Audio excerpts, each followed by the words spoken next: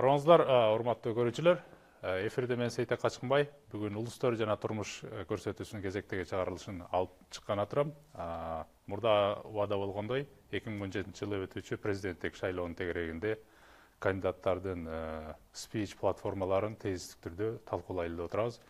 Бүгүн кезекте президенттик шайлоого кандидат болуп аткан биздин экинчи аял киши биздеги Камила Шаршекеева эже. Бүгүн Камила Шаршекеева өзү келе албай калганга байланыштуу, анын бул жерде расмий өкүлдөрү бүгүн конокко келип отурат. Алар менен бирге бүгүн президентке кандидаттын тезисин бүгүн тездик түрдө талкуулайлы деп отурабыз. Эмесе коноктор менен таанышып туруп кетейин. Бүгүн бизде Камила Шаршекеевдин 3 расмий өкүлү келип отурат конокто. Тааныштырып кетейин. Оң жагымда Аида Алымбай, политолог, эксперт. Андан кийин Бурул Осмоналы, политолог, эксперт. Мен билгенден Венгрияда магистратурасын жактап келген. Сизде да магистратура жактагансыз. Андан кийин билим берүү боюнча эксперт Айнур Чолпонкул жана Кент университетинин докторанты Эмиркул. Кош келиңиздер. Эмесе талкууга кирише берели. Жакында şu Камила Шаршекееванын программасын тездик түрдө алдык да. Ал жерде бир 4 негизги пункт көрсөтүлүп туруптур. Сөздү ошо жөнүндө кылсак экен. Биринчиси бул билим берүү жөнүндө экен да. Экинчиси кандай десем, жергиликтүү өзүн өзү башкаруучу органдар жөнүндө жана мамлекеттик бажеттин тең бөлүнүшү жөнүндө сөз болуптур. Үчүнчүсү коррупция менен аябагыс күрөш деп турат да. Төртүнчүсү бул кандай десем, баягы күч органдарынын деполитизациясы жөнүндө сөз болуп атат да. Биринчисинде бул билим берүү жөнүндө экен. Айнур айым, сизге кайрылат элем. Спасибо большое. Ал жерде моундай сөз бар экен да. Билим берүү бул экономикалык өнүгүүнүн негизги фактору деп турат да. Бул кантип билим берүү өнүгүүнүн негизги фактору болуп берет? Ошол механизмдерин чечмелеп айтып бересиздерби? Кандай түшүндүрүп бересизби? Вообще образование — это, на мой взгляд, очень важное, так сказать, направление. И вы все знаете, что Камила Шаршекеева, она как раз-таки человек, который очень много лет отдал сил, энергии реформам образования в Кыргызстане. И вот это как раз-таки одно из таких ключевых направлений программы Камилы Шаршекеевой. И, значит, в этом направлении мы видим реформы таким образом. Во-первых, нужно сделать либерализацию образования, да? То есть нужно полностью предоставить свободу личности в лице учащихся и воспитать независимых, критически мыслящих учащихся, студентов и учащихся. Это очень важно. И в этой части, конечно, есть ряд задач, которые нужно решить. Первое, нам нужно внедрять обязательно английский язык, значит, в систему нашего образования. Вот вы, наверное, читали, что совсем недавно Казахстан уже, так сказать, стал внедрять, то есть пилотный проект, да, несколько школ, там, по-моему, около 600, да, школ, которые будут переведены на, значит, англоязычное обучение. Вот. И, значит, в нашей программе это тоже предусмотрено, значит, внедрить английский язык, параллельно, значит, внедрять кыргызский язык, и, соответственно, нужно ввести систему тестов TOEFL, да, SAT, и в том числе, значит, тестирование по кыргызскому языку при выпуске школ. Это вот первое, что необходимо сделать, значит, в образовании. Второе, конечно же, нужно реформировать, собственно, обучение, методологию, методику обучения. Сегодня мы, к сожалению, следуем советской авторитарной модели обучения. Мы не берем, так сказать, в пример такие вузы, они являются исключением, как АУЦА, МУЦа, Ататюрк, Академия ОБСЕ. Кстати, создателем АУЦА и МУЦа является Камила Шершикеева. Да? И мы видим, что выпускники МУЦа, вот сидят выпускники МУЦа, они уже являются лидерами в тех или иных сферах. Поэтому, естественно, нужно, так сказать, реформировать, собственно, обучение, да? Преподавание. Вот это очень важно в образовании. И кроме того, необходимо установить партнерские связи с вузами и школами зарубежных стран. И в основном это вот стран, ну, либеральных стран. Япония, Южная Корея, страны Европы, да, страны Прибалтики, Соединенные Штаты Америки. Вот такие вот партнерские связи должны быть обязательно в каждом вузе, в каждой школе, чтобы были эти обмены. Это то, что вот тоже заложено в программу. И, конечно же, нужно обязательно делать методологическую реформу. Вот сегодняшние школьники, студенты, к сожалению, учатся не по кыргызстанским учебникам. У нас нет собственных методологов ни по математике, ни по, скажем, социальным наукам, да, ни по естественным наукам. Поэтому одновременно должна проводиться методологическая реформа, в результате которой мы подготовим своих методологов, да, по тем или иным дисциплинам. И кроме того, наши дети, наши студенты будут обучаться по нашим учебникам. Наверное, вот вкратце, да? Эмир Мырза, толуктоо суроолоруңуз барбы? Менде суроолор кайра пайда болду да. Билим берүү маселеси боюнча Атымбаев быйыл бюджеттин эң эле көп бөлүкчөсүн ошол билим берүүгө жиберебиз деген да. Мен суроом ошол каражат маселесине такалат. Негизи билим берүү тетирисинче жанагы өнүгүүсү бул кээ бир ошол серепчилердин ою боюнча бул экономикалык өнүгүүдөн көз каранды деп айтышат да. Мисалы Сингапурду мисалга келтирсек, экономиканын өнүгүү негизинде билим берүү тармагы дагы өнүгүп, либералдаштырып, жанагы чакан мектептер же институттар, университеттер ачылып, бири-бирине атаандаштык жаратып, анан ушул негизи финансы маселесине такалат да. Мисалы биздин бюджет тар негизинен, анан ошол бюджет, каралган бюджетти эле колдонсок болобу деген суроо да. Мен кошумчалап койсом болобу? Камила Шершикееванын ушул эмне үчүн билим берүүгө болгон басымы бул экономикага байланыштуу да. Анткени бизде коңшу өлкөлөргө салыштырмалуу газ дагы жок, нефть дагы жок, башка алтындарыбыз деле каякка кеткен түшүнүксүз. Ошон үчүн биздин эң негизги ресурс бул эл. Элди биз дүйнөлүк рынокко алып чыгыш үчүн, биз сапатына инвестиция кылыш үчүн ошон үчүн билим берүү деп атабыз. Анан бюджетке такалат деп атпайбызбы? Биз ошо бюджетти каяктан болсо дагы табып, ошол жака приоритетти коюшубуз керек деп атабыз да. Анткени мына эң алдыга чыгып кеткен кече эле жакындагы начар өлкөлөр билим берүү аркылуу чыгыптыр да.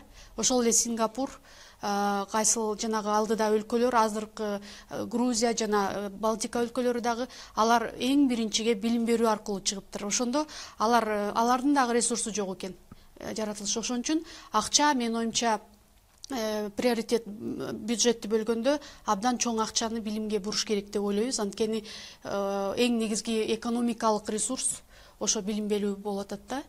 Ошондуктан менин оюмча налогдор, салыктар жакшы чогулса, ошолорду туура бөлүштүрсө, приоритетти койсок бул жака, анда менин оюмча биздин максат чечилет деп ойлойм. Анткени андан башка эмнеге инвестиция кыла алабыз?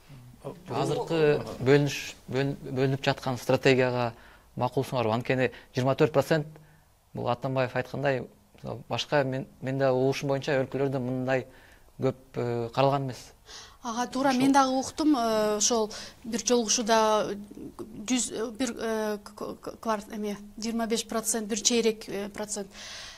Бирок менин оюмча структуралык өзгөрүү болбой атат да. Ал мүмкүн айлыктарга, мүмкүн дагы башка нерселерге, существующий нерселерге кетип атса керек, бирок структуралык өзгөрүү болбой атат да. Мына ОРТ ушул жылдан бери, 25 жылдан бери коррупцияга каршы жалгыз гана реформа болуптур да, билим берүү боюнча. А структуралык өзгөрүү ошол акча кетиптир, бирок сапат жагынан өзгөрүү болбой атат да. Мен билгенден азыр Эмир мырза мындай суроо берди да. Тиги азыркы бийликтин айтуусу боюнча, өзгөчө Атамбаев президенттин айтуусу боюнча, өлкө бир жылда мисалы өлкөдөн мамлекеттик чыгымдар болот да. Буну state expenditures деп коет, бир жылда. Государственные затраты. Бир жылда чыккан, мисалы, шарттуу түрдө 100 сом бажеттен бөлүнсө, бир жыл мамлекеттик чыгымдар. Ошонун 24 сому билим берүүгө таркаптыр деп атат. Бул деген нерсе мамлекеттик чыгымдардын 25% билим берүүгө инвестиция болот экен деп атат. Ошо менен макулсуздар деп атат. Бирок таасири канчалык болуп атат? Ооба, андай менен макулбуз жалпысынан, анткени ошо стратегиялык биздин 2017 жылга чейин план бар эмес беле? Ошого киргизилген болуш керек, бюджети дагы тиешелүү. Ошондой эле туура эле ошол эле акчаны менин оюмча жанагы структуралык өзгөрүүгө жумшаса болот деп ойлойм да. Сиз кандай ойлойсуз, Айнур эже? Я хотела бы добавить. Дело в том, что любая реформа, она предполагает не только финансовые вливания. Вот здесь вот, конечно же, вопрос вполне правомерный, да, а каким образом, да, с точки зрения того, что бюджет у нас не резиновый. Да. Она ведь предполагает и человеческие ресурсы, да, и ресурсы в виде знаний, инноваций, да. И вот, скажем, если говорить о реформе образования, то здесь, естественно, наш кандидат предполагает привлечение высококвалифицированных кадров. То есть мы об этом не говорили. Потом, я думаю, что моя коллега Аида позже скажет о госуправлении, потому что в госуправлении тоже предполагается реформа и тоже предполагается сокращение государственного аппарата. Да? То есть об этом, наверное, Аида позже скажет. Я лишь хотела сказать о том, что даже вот одна задача установления партнерских связей с университетами не требует финансовых вливаний. Эту задачу можно было бы выполнить сегодня уже. Сегодня, но она не выполняется. Мы себе задавали вопрос, да, вот в нашей команде, почему она не выполняется, эта задача. Потому что не хватает потенциала, не хватает креативного мышления, не хватает квалификации лиц, которые находятся во власти. И, скажем, если придет команда профессионалов, которые обучались за рубежом, я думаю, что это не будет проблемой установить партнерские связи с университетами, со школами. И в результате этого, вот здесь все учились, кто-то еще учится, кто-то в ИСИТЭК учились за рубежом. Вы знаете, что университеты либеральных стран, они обладают огромными финансовыми ресурсами. И если ты поворачиваешься к ним, если ты, так сказать, готов с ними сотрудничать, то они тоже могут оказать поддержку в виде направления своих специалистов, да, за счет их стороны, да, в виде внедрения каких-то курсов английского языка. То есть я хочу подчеркнуть, что не все зависит от бюджета. Очень многое зависит от человека, от его компетенции, от его знаний. Сегодня этого в органах власти, к сожалению, нет. Абсолютно нет. Мага азыр угуп, мага бир эки нерсе мындай таасир калтырды да, эки маанилүү нерсе. Бирөө сиз айткан ошол инглиз тилди таркатуу деп атасыз да, бүт билим берүү системасына. Экинчиси бурулун айтканы баягы мен башында сураган билим берүү кантип экономиканы өнүктүрөт деген суроо болду да. Ошого бурулайын болсо, мен түшүнгөндөн бизде мындай жаратылыштын табигый ресурстары жок, ошон үчүн биз human capital, адамдык капиталга инвестиция кылып, бизде мындай билимдүү адамдардын саны көп болсо, алар өздөрү өзүн өзү бакканга, көбүрөөк айлык тапканга, билими аркылуу мындай стимул болуп, билим аркылуу кирешеси көбөйөт деген механизмди айтып атасыз да. Макулмун, ооба. Мисалы, сиз инглиз тилди айтып кеттиңиз да, инглиз тилди, TOEFL-ду таркатыш керек депчи. Мисалы, айталы, кызыл кыялыктар айталы Баткендеги, те Кулундун айталы Лейлектени, бул жакта маймакты алалы Таластан, же болбосо те жете көздүктөрдү алалы Көлдүктөн, же те ат башын алалы Нарында, же Каракулжан айталы, те Ош тарапты алайды айталы. Эмне үчүн булар инглиз тилди билиши керек? Не муктаждык бар? Эмне үчүн мектептерге инглиз тили керек? Ну, во-первых, Азыр деле инглиз тили бар эмеспи? Во-первых, английский язык это язык, это международный язык. Весь мир общается на этом языке. Все ресурсы на английском языке. Мы не можем быть сегодня оторваны от, скажем, мира, да? Это первое. Второе, есть уже успешные примеры того, как наши дети, ребята, которые живут в регионах, в селах, они ездят по программам обмена, такие как Axels, да, школьные программы, по студенческим, и они возвращаются и вносят свой вклад в развитие сообщества. Кто-то начинает заниматься бизнесом, кто-то меняет систему образования, кто-то местного самоуправления. То есть это язык, при помощи которого сегодня мы можем получить инновационные знания, учитывая то, что Кыргызстан является, не имеет доступа к морю, да, закрытой страной, да, и это должно стать нашим преимуществом, потому что в Японии, в Сингапуре, например, когда Ли Куан Ю пришел к власти, то наряду, скажем, с их государственным языком, английский язык тоже стал их государственным языком. Это нормальная практика. В Южной Корее то же самое. Посмотрите Гонконг. То есть все либеральные страны, они являются, по крайней мере, ну, это минимум двуязычные, максимум многоязычными, да? Мы не говорим уже о Бельгии, там, ну, и о других государствах. Поэтому очень важно, чтобы наши дети, чтобы наша молодежь имели доступ к английскому языку. И именно на это рассчитана программа Шаршикеевой, чтобы дети, молодежь с регионов имели доступ к изучению английского языка. К сожалению, сегодня они этого не имеют. Это только могут в Бишкеке, да, хорошо владеть и изучать английский язык. В регионах этого нет. Поэтому это просто наша обязанность, обязанность нашего кандидата. Она считает своим долгом, Камила Шаршикеева, чтобы английский язык был во всех школах, во всех отдаленных селах, во всех городах Кыргызстана, во всех областях. Бир нерсени тактап айтып коюшубуз керек да, мисалы инглиз тилди билиш керек деп атканда, биз мисалы кыргызчаны, орусчаны билбей эле инглизчени эле билиш керек дебей атабыз. Биз кыргызчаны дагы билели, инглизчени дагы билели, орусчаны да билели, бирок инглизчени ошол стандарт менен TOEFL аркылуу жайылтып, жөн эле инглизченин өзүн эле үйрөтпөй, инглиз тилде ой жүгүрткөндү билели. Инглиз тилде critical thinking кылып, аргумент келтирип, бир жумушка колдоно алганды үйрөтөлү деп. Мындай тагыраак айтып койбосок, азыр кийин сөзүбүздү бурмалашы мүмкүн да, сөзүңөрдүчү. Булар баарын инглизтештирип атат, Американын кулу болгонсун атат деген сөздү чыгарып жиберет деп, ушундай моменттерди мындай тагыраак айткан маанилүүбү деп ойлоп калып атам. Ошо туура айтасыз, кыргыз тили эң биринчи очередте, анткени биз мамлекеттүүлүктү сактап турган биздин кайталангыс өзүбүздүн тил. Ошон үчүн Камила Шаршикеева кыргыз тилди да өнүктүрүүгө абдан катуу көңүл буруп, жанагы сөздүктү кыргыз англис сөздүгүн биринчи кылып чыгартырган да мугалимдерге. Анан жана кыргыз тили латын графикага өтсүн деп 90-ж жылдары барган вечерний Бишкекке, бирок алар чыгарбай койгон. Анан азыр англис тилин айтканыбыз себеби, туура айттыңыз, ошол дүйнөлүк биздин эң негизги ресурс элибиз болгондон кийин, ошол элибизди дүйнөлүк жактан нан таап жеш үчүн англис тилди билишке өтө катуу керек да. Бул экономикалык жакка аргументке байланыштырып атам. Анткени биз СНГнын эле аймагынан чыга албасак, азыр биздин мигранттар анс деле ал жакта кыйналып жүрүшөт, ошо Россия менен Казакстандын территориясында. Андан дагы кенен жактарга барып биздин элдер кайсы жактын экономикасына катышып, англис тили аркылуу дүйнөнү таанып, элге кайра жардам берсин деп атабыз. Мисалы мен Филиппин деген өлкөгө бардым. көчөдө бардык эле киши өзүнүн тилинен кошумча бардыгы англисче түшүнөт экен. Бизде деле орусчаны түшүнгөндөй англисчени дагы ошондой деңгээлде түшүнсө, бул таң кала турган нерсе эмес, жөнөкөй эле нерсе болуп калыш керек да.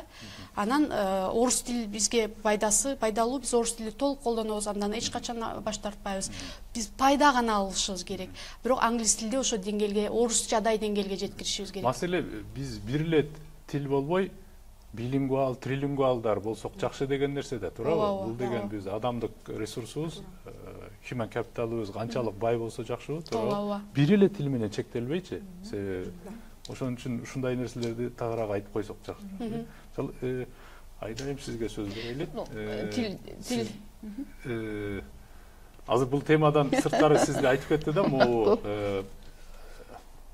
кандай десем, административдик реформалар жөнүндө сизде айтып берет депчи. Эмесе кийинки темага өтүп өтөлү. Билим берүү боюнча теманы азырынча жаба туралы дагы. Ошондо сиз кайсы багытта? Камила Дюшубаевна Шашикеева, она в своей программе делает акцент на то, чтобы вести активную борьбу против коррупции.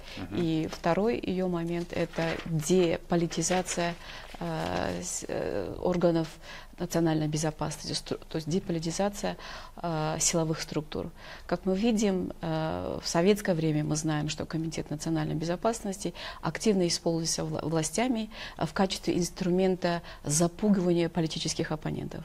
И в настоящее время мы также являемся свидетелями того, что настоящая власть использует ГКНБ в качестве того же инструмента давления над оппонентами, которые имеют иной взгляд, отличающийся от позиции власти.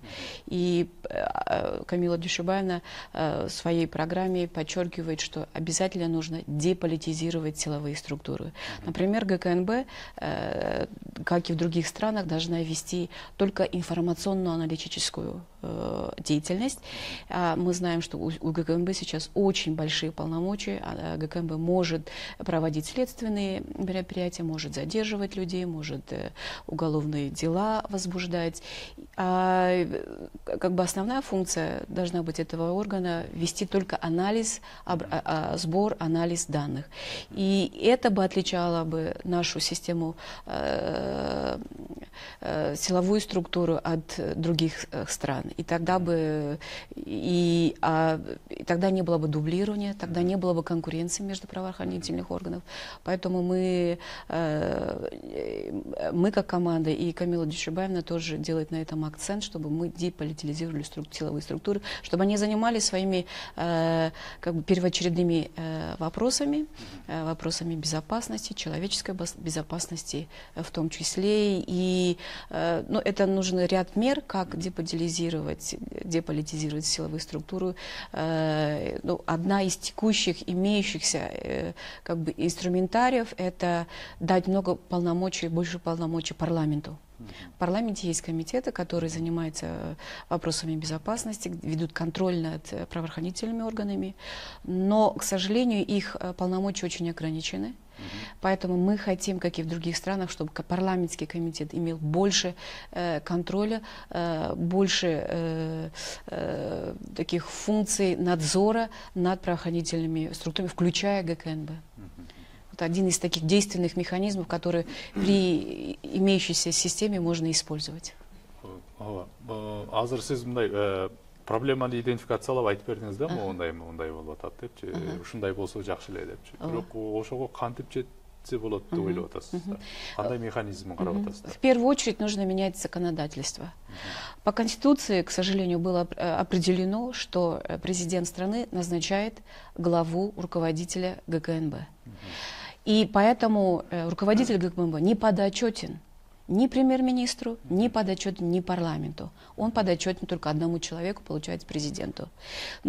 Изменения в Конституции, они возможны, да, как бы, но это один из механизмов. Но не меняя Конституцию, есть другие варианты.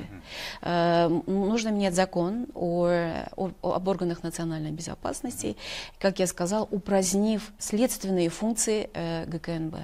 Передать эти следственные органы уже существующим тем органам, которые, например, МВД, Министерство внутренних дел.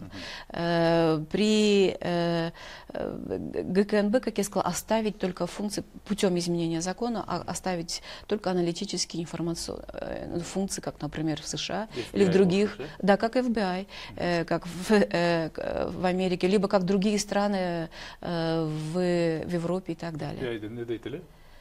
ЦРУ. Центральное разведывательное управление. Кандай ойлойсуз, бул мүмкүнбү ушундай болуш? Мүмкүн. КГБнын функционалдык маңызын өзгөртүп, аны башка бирөөгө, accountable кылып, башка бирөөгө жоопкердүү кылып берсечи. Негизи буну менин оюмча мындан дагы радикалдуу кадамдарга барса болот. Анткени УКМК өзү бул Советтен келген эле репрессивдик аппарат калып калган да, ушул Совет кеңеш уюму бузулгандан кийин эле биздин өлкөлөр, постсовет өлкөлөр аны сактап калышкан да. Анан ошол эле функцияларын сактап, саясий максатта колдоп, тиги оппоненттерге каршы маалымат издеп, анан саясий максаттарда колдонуп келет да.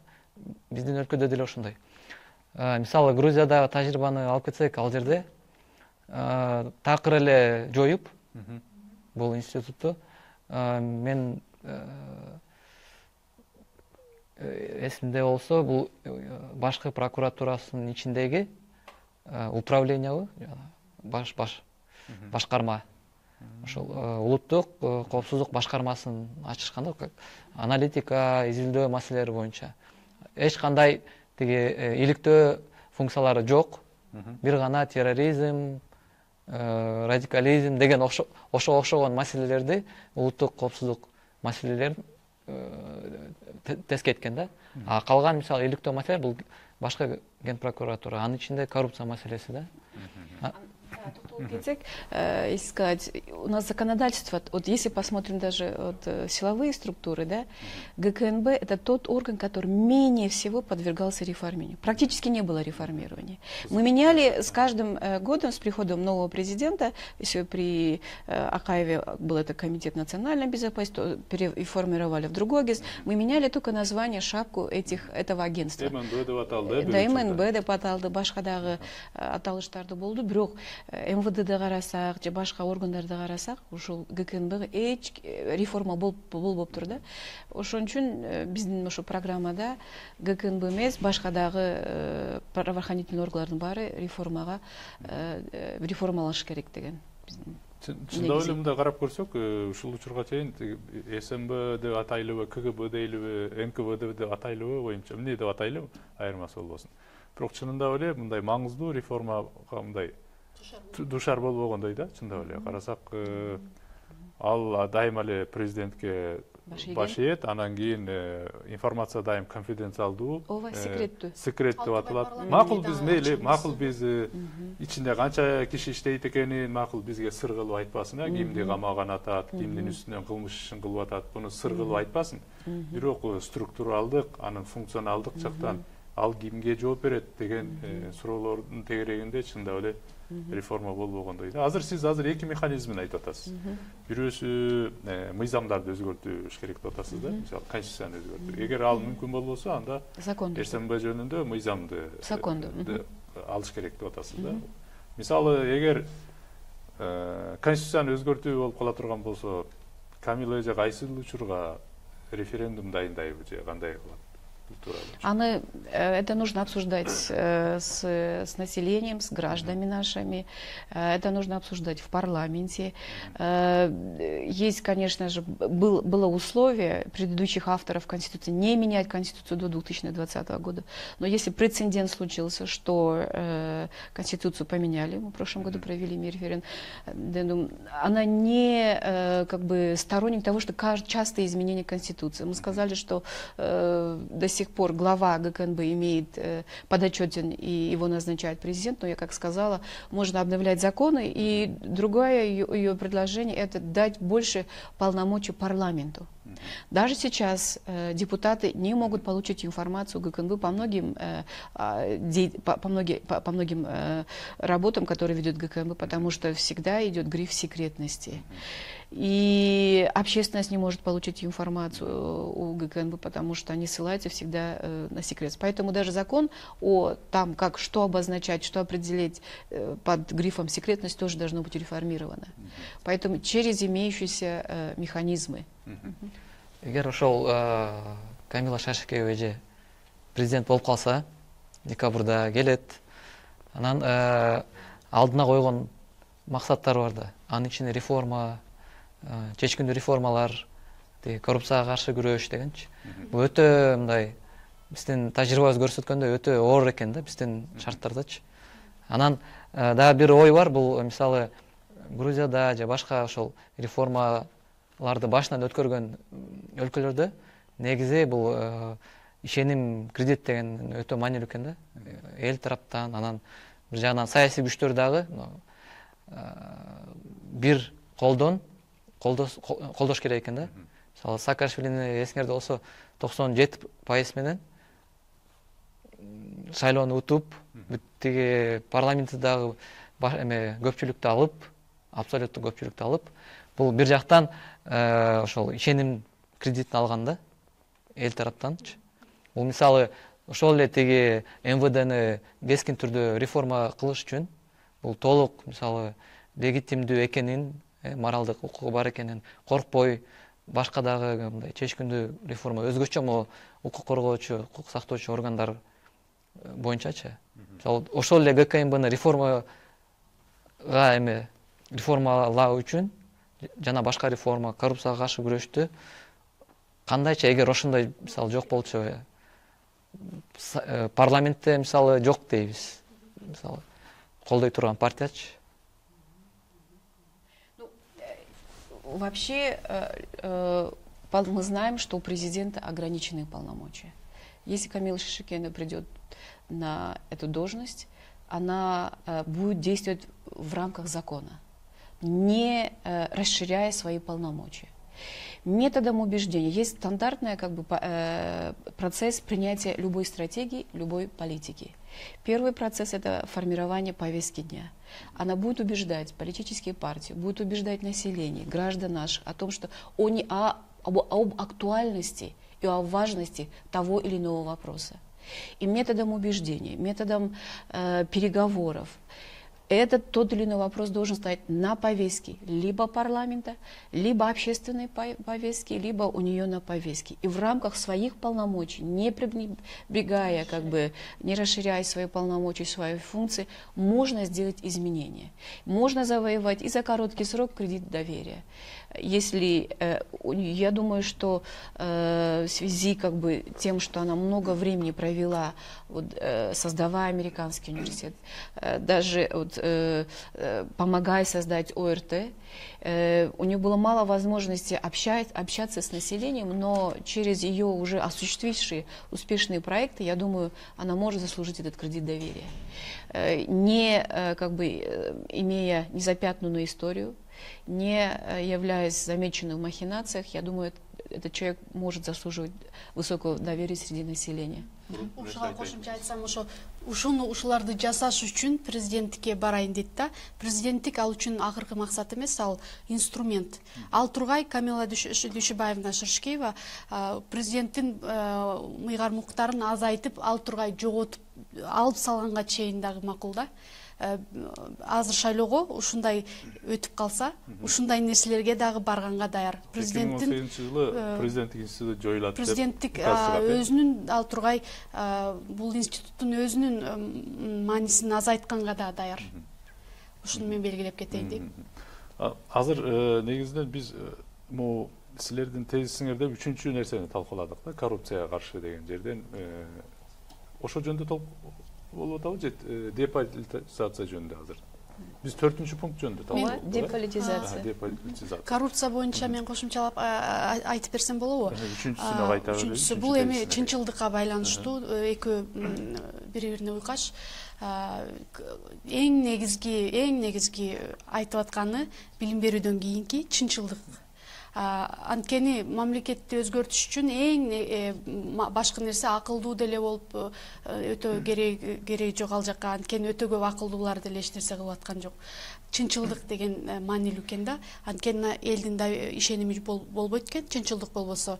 Кантип кылабыз чынчылдыкты? Анткени мамлекеттик машинанын өзү коррупция экен. Жанагы швед окумуштуусу айтпады беле, мамлекет өзү коррупция депчи.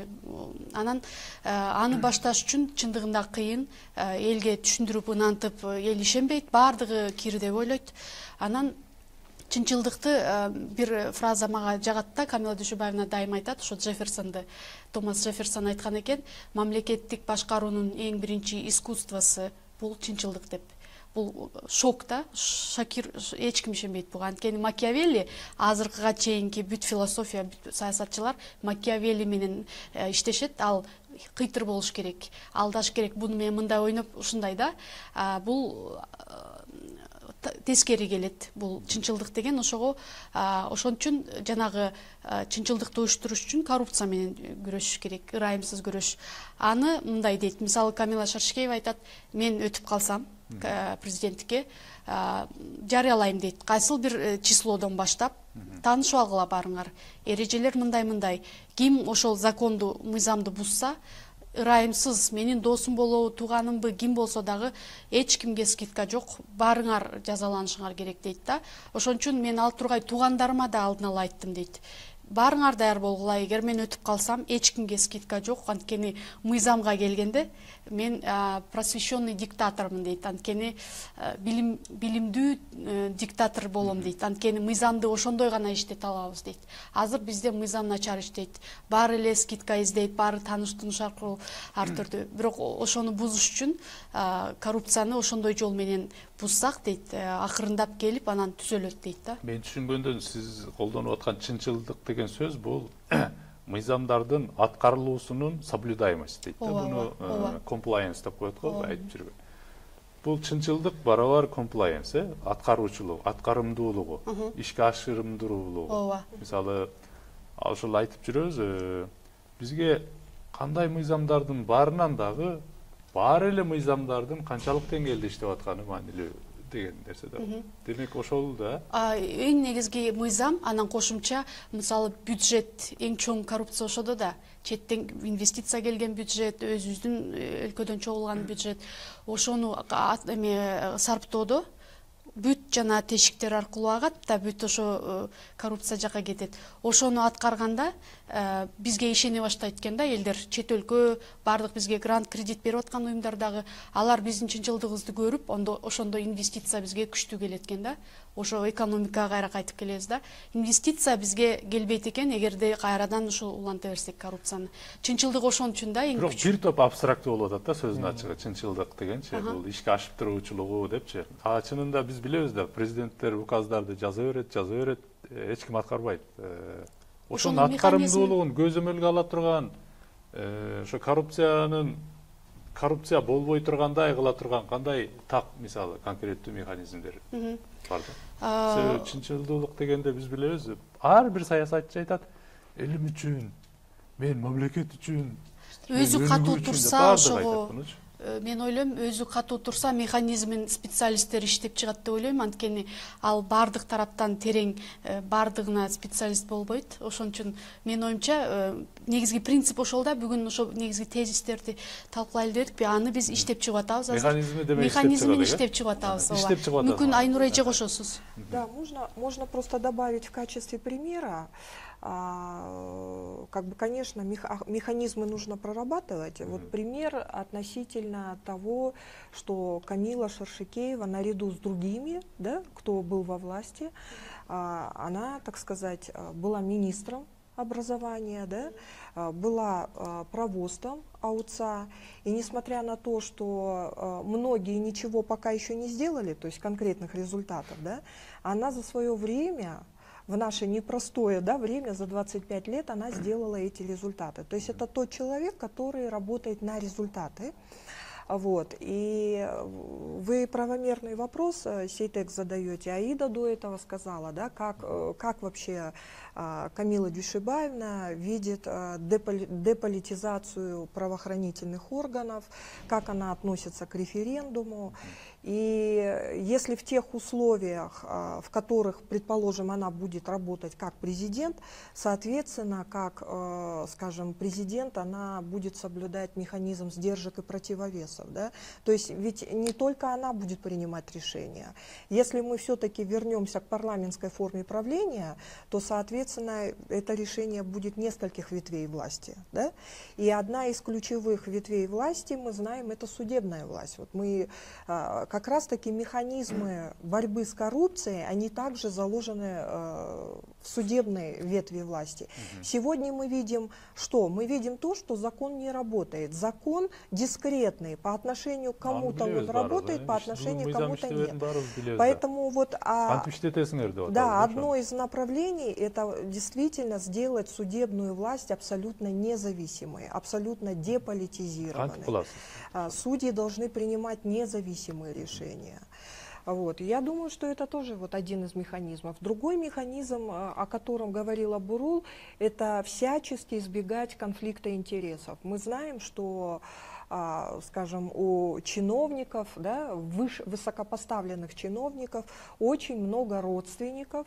Ну, скажем, есть непотизм родственников, друзей, да, то есть люди назначаются на должности не по компетенции, знаниям и опыту, да, а совсем по другим, да, скажем так, критериям.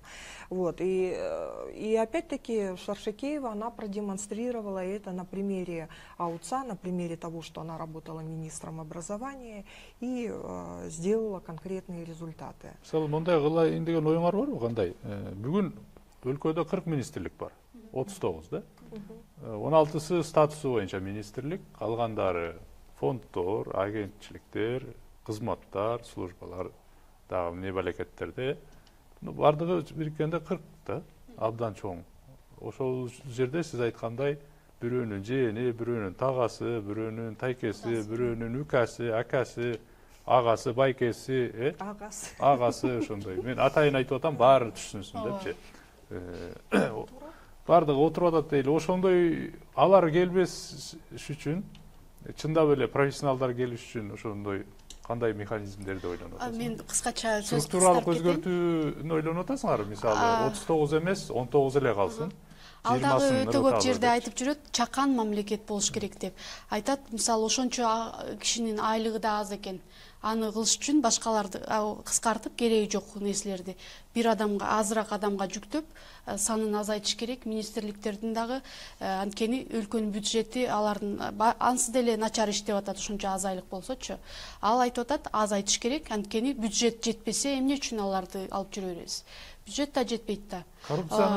Коррупция ушунда жатпайбы деп атабыз да, өтө чоң мамлекеттик структурада. Ошондо жатат, туура. Мамлекет дайыма бизди тейлеп атканда, бизге уруксат бере турган, бизди текшере турган жерлерде бүт ошо жерден акча кылып, ошо жерден коррупция пайда болуп аткандай да, мисалы. Бул мындай дейт да, өзү мен жеке өзүнүн колунда полномочиясындагы адамдарды дайындайт, мисалы. Ошол адамдар өз кезегинде башкаларды ишке алат, Бирок эгерде бир коррупциянын жыты чыкса, ошол өзү дайындаган кишини алам дейт да, мисалы. Анткени ошол жооп берет. Мен ошону дайындагам дейт да, мисалы. Өзү да айтат, университетте дагы дейт, декандарды мен ишке алам, андан кийинкисин ылдыйкы жактарды өздөрү алат декандар.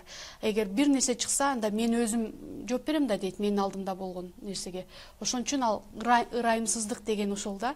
Ошо тууган туушкандардын бир белгиси чыкса, дароо ошо жанагы ырайымсыздык күрөш деген ошол болуп атат. Анан биздин Азия өлкөлөрүндө, СНГ өлкөлөрүндө жеке адамдын ролу өтө күчтүү да. Ошон үчүн жана механизмдерди иштеп чыгабыз. Бирок бардык өлкөдө биздин өзгөчө Азияда жеке адамдын күчү өтө күчтүү да. Ошон үчүн биз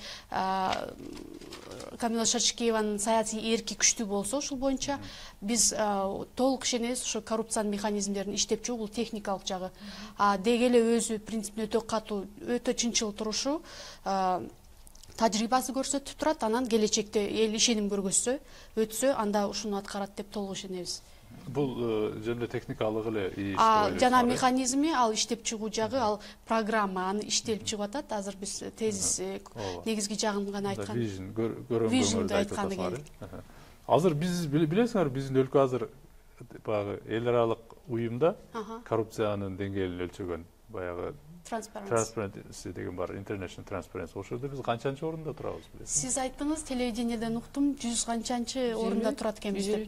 Азыр 176 өлкөнү карап атышыптыр да. Анын ичинен биз 136 өлкөдө экенбиз.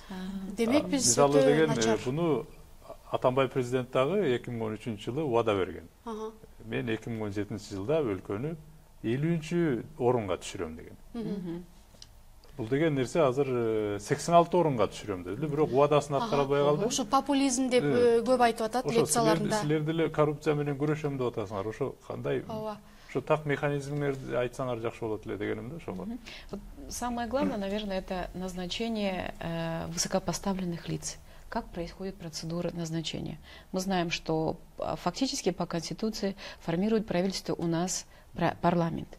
Но даже на примере СДПК, что президент давал в течение этих периодов, пока он сидел на посту президента, только право формировать правительство одной партии СДПК, уже говорит, что он нарушил баланс того, что он будет всем нейтрально относиться.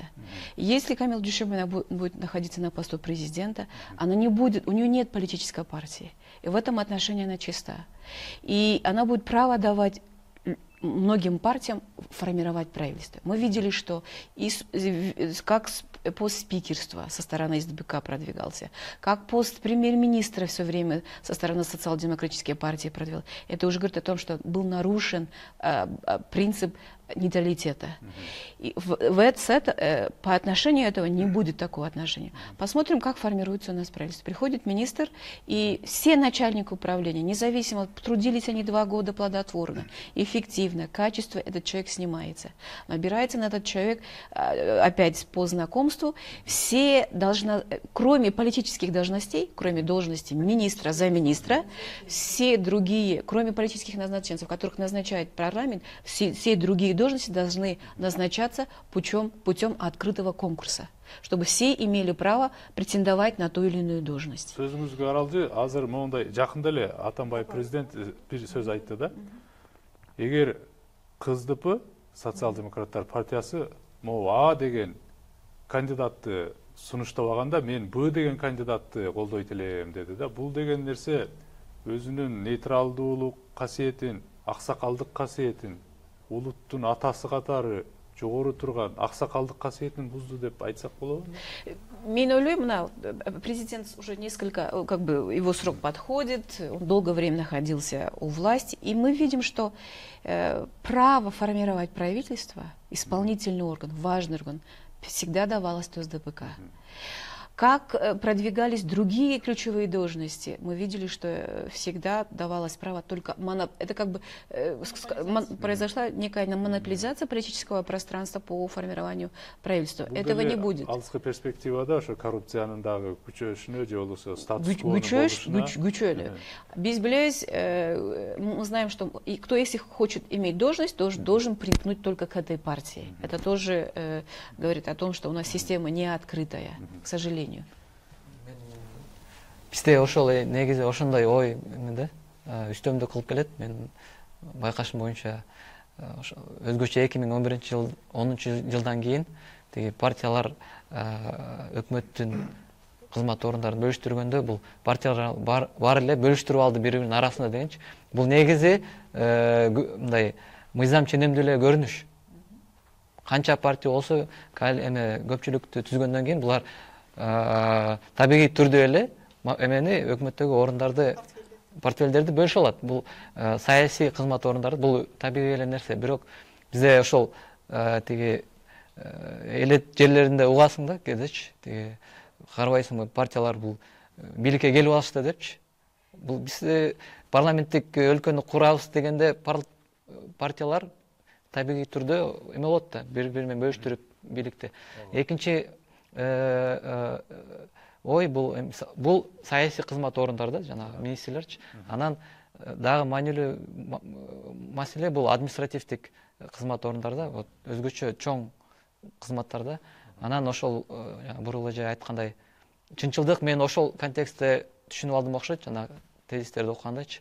Бул бир гана кызмат эмеде, мамлекеттик кызматта бир гана билим эмес, профессионалдуулук эмес, бул белгилүү бир деңгээлде моралдык касиеттер дагы болуш керек дегенчи. Мисалы Японияда ошо көп мен ошол темада окуганда көп мындай үлгү катары жазылып турат да.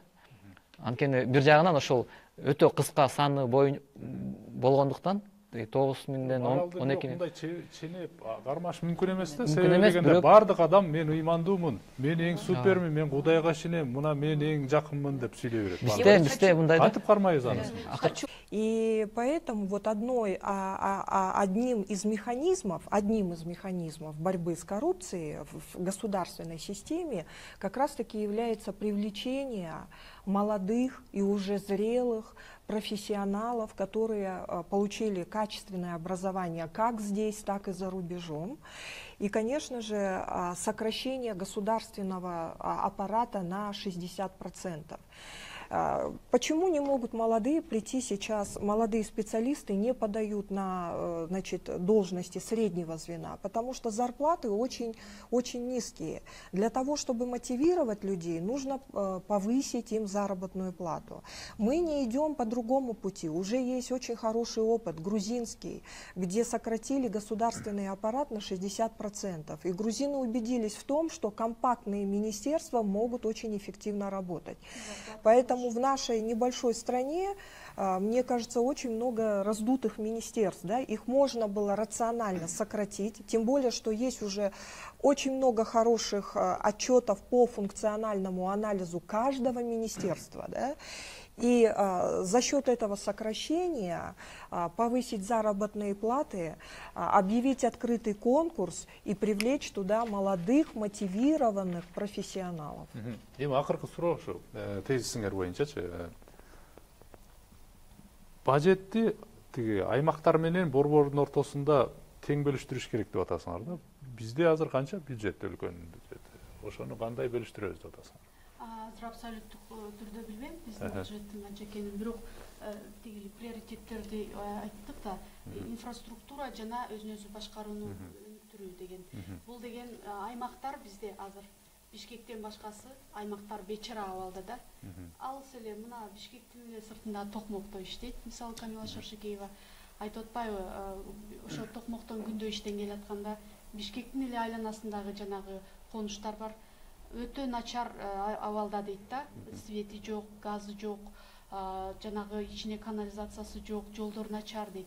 Ошондуктан негизги айтайын деген ою бул жерде ошо Кыргызстандын баардык аймактарын, бир эле Бишкектин айланасы эмес, баардык аймактарына ошо жакшынакай жол, ар бир үйдүн ичине жанагындай туалети, суулары, канализациясы бар боло тургандай кылып өнүктүрсөк дейт да. Анан кошумча ысык суу, муздак сууну, ысык сууну көрбөйт экен да айылдагылар. Өздөрүнүн жана Аристону гана болбосо. Ошону кантип ооба, биз ойлондук ал боюнча. Инфраструктура анын маанилүүлүгү түшүнүктүү. Эми ага кантип акча табыш керек? Анткени бунун баары арттан келет. Камила Шашкеева айтат, бул боюнча биз чет өлкөдөн биринчи кездерде бизге ишенич жаралса, жана чынчылдыктын натыйжасында бизге дейт грант тартат элек дейт да. Анткени биздин бюджет жетпейт ага, түшүнүктүү.